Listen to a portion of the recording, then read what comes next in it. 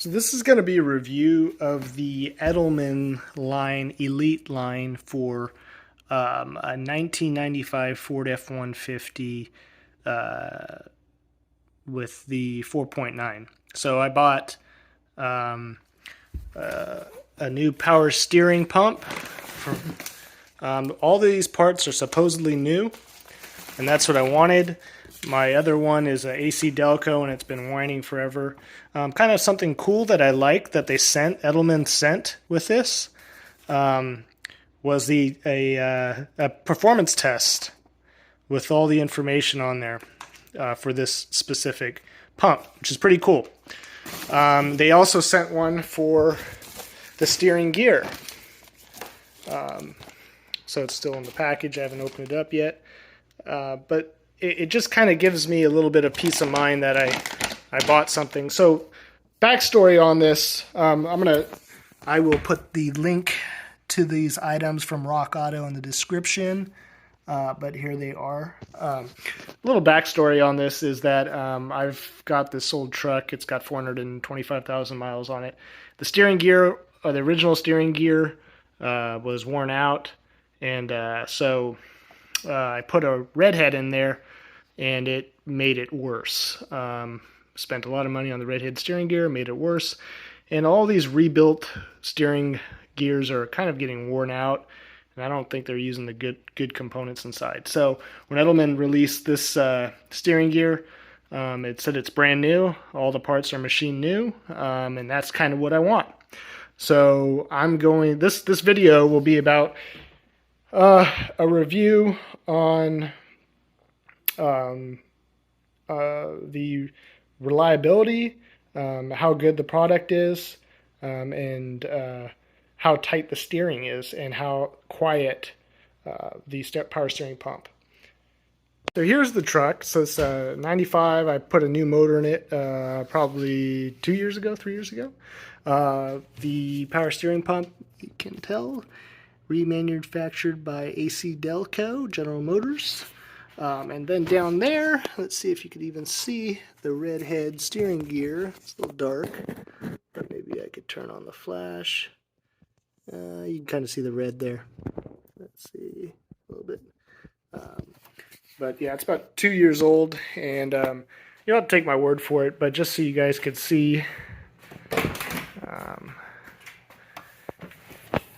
it's got, let's plug it in, let's put the key in. It's got significant play without actually turning the steering wheel. And keep in mind, before anyone says anything, I want everyone to know that the whole entire front end has been rebuilt with Moog or Motorcraft parts over a year ago, and that was not fixed. So, not that there's anything against redhead steering gears, I just feel like I would rather put a new one in and have all new internal components. So with that, we'll get going. So it's been a couple hours, but I finally got this redhead steering gear out.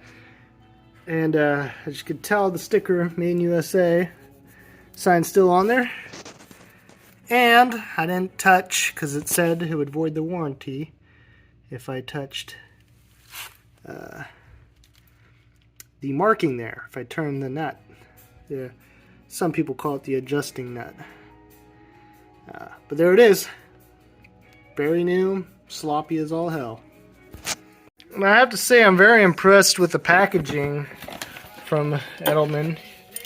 They give you a nut and a new washer that comes with it, and they've protected the splines, this plastic covering. So everything looks good. It's gonna be good. It's got a little serial number there, in there, and we'll see. The truth will be when I go to steer and see if there's any play. Just you know, one of the easiest ways I've found to get these steering boxes out is to remove the drag link from the pitman arm. Don't even bother getting the pitman arm off the steering gear. I think that should all come out together. It's way easier to get the drag link off. And then right here, it's actually pretty easy to get to all the fittings and the hoses. So I just go down through this little, right above the frame and the splash shield. You got pretty good access if you remove the tire, which is very easy. So I prefer that way rather than trying to work on the top of it and risking breaking some of the plastics. But yeah, it's up to you. Just one tire. I got my Harbor Freight jack stands and my Harbor Freight jack, so I made sure to have all three here just in case one of them gives out, or two for that matter. Alright, so here's what I got done so far. It's the next day. I got the lines all attached, the Borgensen steering shaft attached, and I just removed the power steering pump, the old power steering pump. Looks good, very slightly used, but it's all good. So here's the new one. Let me just, you can kind of see it from here. I'll open it up and come back. Yeah, here we go. So here it is. And as you can see, it's very similar. Oh, jeez. Gotta get my tool spreader here. Got some oil on the bottom already. It says it comes with oil already in it, which is great, but I just like the way it's packaged. They actually gave me some O-rings, so I'm going to put the new O-rings on the hoses here. Not that one there, just the top one. And then I'll hook it up and get back to you, and we'll test it out. As you can see, I got to get all the air filter stuff back on, but that shouldn't take very long. All is good. Alright, so here's the new power steering pump in, all hooked up, filled up with fluid. Changed the little gaskets in here, O-ring, and like a little vinyl seal. Got everything hooked up, so now I just got to get, I got the pulley on. The only thing with this is you're going to have to know there's a little bit of play in there. I wonder if that's normal. Should be. You're going to have to remember to have a puller. So I have one because I've done this multiple times. You could rent them at any auto parts store for free, just with a deposit. And pretty easy to get off. So I just had to lower down this fan shroud because it was in the way of the puller. Easy, about a 5-minute job. That was the easiest part of the job so far. So next thing, put everything back together, and then I'll come back and we'll fire it up and bleed the system. Alright, so I figure I'd just tell you, I got it all back together and everything, and figure I'd just tell you how to quickly bleed the power steering fluid in case you didn't know.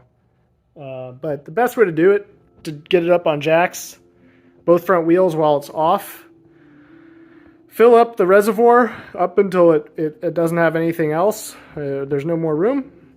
And then with it being off and with the front end jacked up in the air, go ahead and crank it from from top to bottom.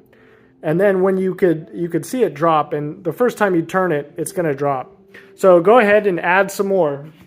I'm using automatic ATF fluid type F, which is what this truck calls for. But basically, that's going to work. So all you have to do is go inside, crank the steering wheel back and forth. Do it a couple times because it's going to take actually probably 3/4 of a quart just by doing that. And then keep going in, adding it, and then finally, when it doesn't do it anymore, go ahead and drop it down, start it up, and then start cranking it from side to side with the power steering pump on. And then that way you're not running the pump while it's dry. You have it lubricated with the pump not running, and I think that's what you want. You don't want it to run dry because then you'll have that noise. So in my mind, it's always better to just put it up in the air, get the air out of the system while it's up in the air and while the pulley's not running, and then put it all back together. So I got so excited putting this thing back together that I couldn't wait to get it in, but here, take a listen. It's so much quieter. So the pump is very quiet.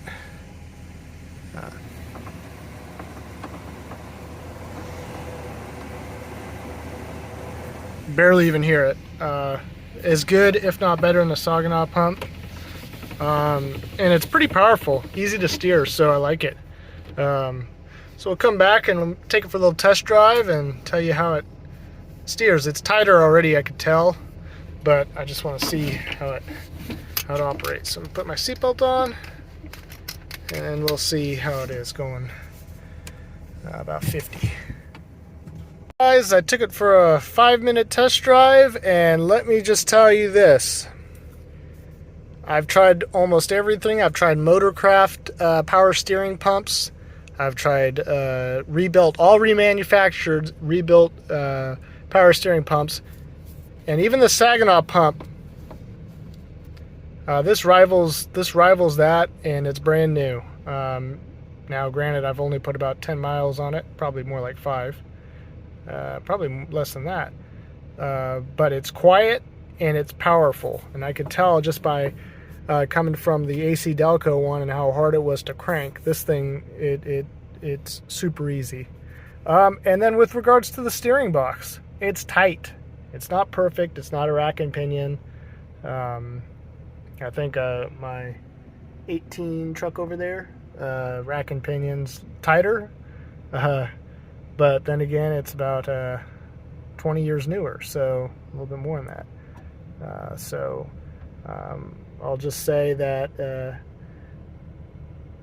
Edelmann Elite parts, so far so good. I recommend them as of right now. I'm very impressed with the tightness of the steering box and with the quietness of the power steering pump.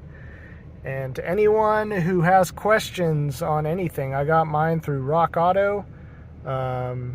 For about, I think it was $160 for the power steering pump and about $260 for the steering gear, and that's the cheapest I could find it anywhere. But if you can get it, this is, to me, the best upgrade you could have for this vehicle. Anyways, guys, if you have any questions, put them down in the comments section, and I will respond to them. If you need help knowing how to get through the steering box or to the steering pump or any best practices, please message me or just leave a comment and I'll get back to it when I can.